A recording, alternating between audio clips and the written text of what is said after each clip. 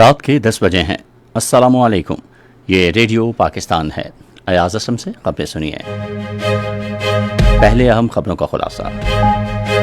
پاکستان اور تاجکستان نے تجارت، سرمایہ کاری اور توانائی کے شعبوں میں تعاون مزید بڑھانے کے لیے اپنے مشترکہ عزم کا اظہار کیا ہے۔ وزیر داخلہ نے کہا ہے کہ وفاقی اور بلوچستان کی حکومتیں صوبے میں دیرپا امن کے قیام کے لیے باہمی تعاون سے کام کر رہی ہیں۔ بھارت کے غیر قانونی زیر قبضہ جموں کشمیر میں کل جماعتی حریت کانفرنس نے عالمی برادری پر زور دیا ہے کہ وہ بھارت کے توسیع پسندانہ عزائم کا نوٹس لے اور تنازع کشمیر کے پرامن حل میں مدد دے۔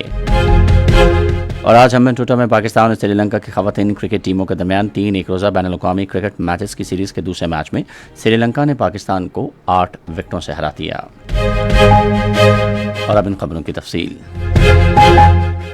پاکستان اور تاجکستان نے تجارت، سرمایہ کاری، توانائی اور عوامی روابط کے شعبوں میں تعاون کو مزید وسعت دینے کے مشترکہ عزم کا اظہار کیا ہے۔ اس عزم کا اظہار نائب وزیر اعظم اسحاق ڈار اور تاجکستان کے وزیر خارجہ سراج الدین مہرالدین نے کرغزستان کے شہر چولپان اتا میں شنگھائی تعاون تنظیم کے وزرائے خارجہ کونسل کے اجلاس کے موقع پر ملاقات میں کیا۔ دونوں رہنماؤں نے پاکستان اور تاجکستان کے درمیان دیرینہ، برادرانہ اور قریبی تعلقات کا اعادہ کیا۔ انہوں نے دو طرفہ شراکت داری مزید مضبوط بنانے کے لیے اعلیٰ سطح کے وفود کے مسلسل تبادلے کی اہمیت پر بھی زور دیا۔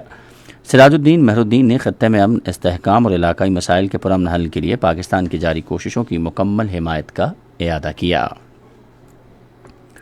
نائب وزیر اعظم محمد اسحاق ڈار نے جمہوریہ کرغز کے شہر چولپان اتا میں شنگھائی تعاون تنظیم کے وزرائے خارجہ کونسل کے اجلاس کے موقع پر بیلاروس کے وزیر خارجہ سے ملاقات کی ہے۔ دونوں رہنماؤں نے پاکستان اور بیلاروس کے دو طرفہ تعلقات کا جائزہ لیا اور مختلف شعبوں میں تعاون کو مزید مضبوط بنانے کے عزم کا اعادہ کیا۔ انہوں نے کہا کہ پاکستان بیلاروس مشترکہ وزارتی کمیشن کا نواں اجلاس آئندہ ماہ پاکستان میں ہوگا۔ دونوں رہنماؤں نے اقتصادی اور تجارتی تعاون بڑھانے اور دفاع اور زراعت اور ٹیکنالوجی اور افرادی قوت کے تبادلے میں اشتراک عمل کو مزید فروغ دینے کے طریقوں پر تبادلہ خیال کیا۔ میکسم روزناکوف نے امریکہ اور ایران کی صورتحال کے دوران مذاکرات میں سہولت فراہم کرنے پر پاکستان کی تعمیری کردار کو سراہا اور خطے میں امن و سلامتی کے فروغ کے لیے پاکستان کی مسلسل کوششوں کی تعریف کی۔ وفاقی وزیر داخلہ محسن نقوی نے کہا ہے کہ وفاقی حکومت بلوچستان میں پائیدار قیام امن یقینی بنانے کے لیے ہر ممکن تعاون کرتی رہے گی۔ انہوں نے یہ بات آج کوئٹہ میں بلوچستان کے وزیر اعلیٰ میر سرفراز بگٹی کے ہمراہ ایک اجلاس کی صدارت کرتے ہوئے کہی۔ محسن نقوی نے کہا کہ دہشت گردی کے خلاف جنگ میں جدید ٹیکنالوجی، بہتر انٹیلیجنس صلاحیتوں اور مربوط آپریشنل حکمت عملی کا استعمال ناگزیر ہے۔ انہوں نے کہا کہ وفاقی اور صوبائی حکومتیں بلوچستان میں دیرپا امن کے قیام کے لیے مکمل یکجہتی اور باہمی تعاون سے آگے بڑھ رہی ہیں۔ وزیر خزانہ محمد اورنگزیب نے کہا ہے کہ حکومت فیڈرل بورڈ آف ریونیو کو جدید خطوط پر استوار کرنے اور ٹیکس کے انتظامی امور کو مزید بہتر بنانے کے لیے نئے طریقے متعارف کروا رہی ہے۔ انہوں نے آج لاہور میں ایف پی آر کے افسران کی گریجویشن تقریب سے خطاب کرتے ہوئے کہا کہ حکومت ٹیکس نظام کو بہتر کرنے کے لیے کام کر رہی ہے۔ وزیر خزانہ نے کہا کہ کیش لیس معیشت کے فروغ کے لیے جامع اصلاحات کا نفاذ کیا جا رہا ہے۔ قومی غذائی تحفظ و تحقیق کے وزیر رانا تنویر حسین نے پائیدار اقتصادی ترقی کے لیے ملکی برآمدات کا حجم بڑھانے کی ضرورت پر زور دیا ہے۔ انہوں نے آج لاہور میں ایکسپو سینٹر میں صحافیوں سے گفتگو کرتے ہوئے کہا کہ برآمدات میں اضافے سے درآمدات پر ملکی انحصار کم کرنے میں بھی مدد ملے گی۔ انہوں نے کہا کہ گزشتہ مالی سال کے دوران ملک کو محنت کش افراد کی جانب سے تقریباً 42 ارب ڈالر کی ریکارڈ ترسیلات زر موصول ہوئیں، تاہم انہوں نے کہا کہ صرف ترسیلات زر سے ہی معاشی ترقی نہیں کی جا سکتی۔